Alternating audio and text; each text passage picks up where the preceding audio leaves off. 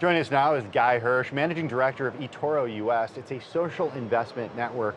Guy, what do you think Facebook needs to do in order to win the confidence of lawmakers?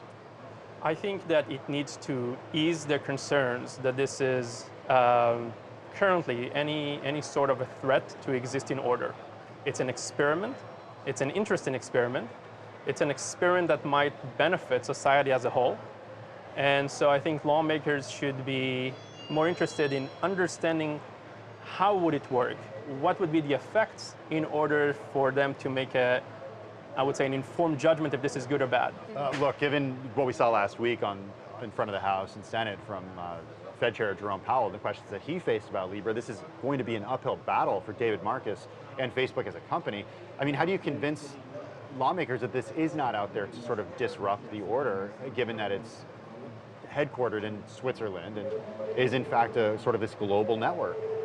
So I think Facebook is battling two things. One is the general distrust in the brand. So they need to handle that on their own and independently of this subject. This subject in particular, they should show the benefits, the potential benefits of essentially bringing the world together.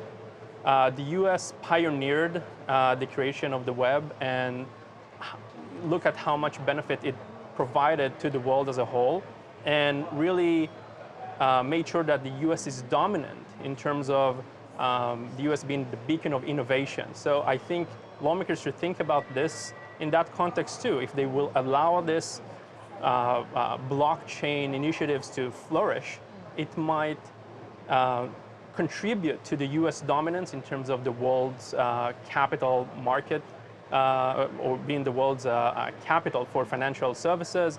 And I think they should just look at it in that prism, and therefore encourage Facebook and other market participants to experiment in order to maintain US dominance in financial services and capital markets. Unfortunately, we've seen lawmakers not be too educated when it comes to the topic of blockchain and cryptocurrency. Most notably, that was on display just last week when Fed Chair Jerome Powell was testifying. If you are a lawmaker, what's an informed question that would do justice to the public to ask as a lawmaker about cryptocurrency and financial services? I think that is a great question. I think that lawmakers, as the ones providing oversight over all sorts of regulatory bodies and obviously making law, they should be the first to embrace this technology, because that gives them complete transparency as to financial transactions happening in the world. They can see in real time who is paying who. They can monitor the markets in a much more efficient manner than the existing environment. It will be cheaper. It will be easier to monitor, to police activities if this is all kind of regulated. And so I think they should embrace that. They should ask the question, for example, tell me how much would it cost to provide oversight over blockchain economy, where everything happening banking-wise is happening on blockchain versus existing regulation and existing oversight costs. And they will see that it's going to be much cheaper to do it if everything runs on a blockchain. I think the one place where this gets a bit hairy, though, right, is Mark Zuckerberg a few months ago penning that op-ed in the Washington Post calling on regulators to provide regulation for his platform, most notably in data privacy, right? But then you enter cryptocurrency, and that was sort of in some ways an invitation for lawmakers to now regulate the cryptocurrency and the moves that he wants to do there, which by all indications to me show that it's much more than just an experiment for Facebook. So props to Facebook for pushing the envelope. I think that it is very bold of them to try to introduce this concept, introduce this experiment, without shying away from dialoguing with legislators and dialoguing with regulators in order to explain that this is very beneficial.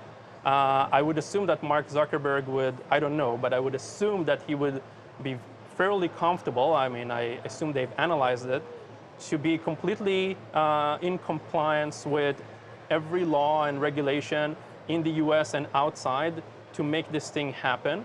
So I don't think he's a rogue agent trying to do whatever he wants. He is fully aware of existing laws and that he has to be compliant. And so I think that they should see that, and they should see his call for regulating publications and online publishing and whatnot as someone or as a positive call in connection with blockchain initiatives too, that he's trying to be compliant, and they should just understand what he's trying to do. And again, at the end of the day, this will benefit everyone, at least I feel, in the US and abroad to move into blockchain economy. It will just benefit society as a whole. So Guy, how do you see this playing out over the next 5 years? In 5 years from now, does the project Libra exist? Is it successful? Is Facebook successful in this? Or is it sort of looked at as this, I don't know, failed experiment that Facebook spent a lot on? I definitely hope that it will not be a failed experiment. I hope that it will be a successful experiment.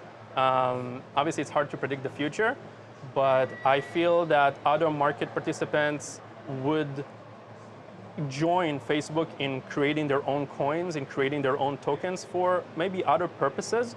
I think we would see new startups or existing startups, especially in fintech, coming up with all sorts of different schemes to help this initiatives grow and flourish. But at the end of the day, it makes sense. It just makes sense to build this capability for Facebook and for other market participants because it makes things faster, cheaper, better for the consumer. It allows people to trade across borders in a much more efficient way. I just think it's a net benefit for everyone, including, again, for regulators who can then provide oversight in real time. They can even bake the, essentially the rules into the actual code and make sure that every transaction is compliant with existing laws and regulation. So that's a proposal made to, by other market participants to regulators here in the US to showcase the benefit, meaning that there can't be a transaction that won't be compliant if it runs on a blockchain. All right, Guy Hirsch is the Managing Director of eToro US. Thank you so much for joining us on Cheddar Sure, thank you. today. We'll see 5 years from now how that experiment played out.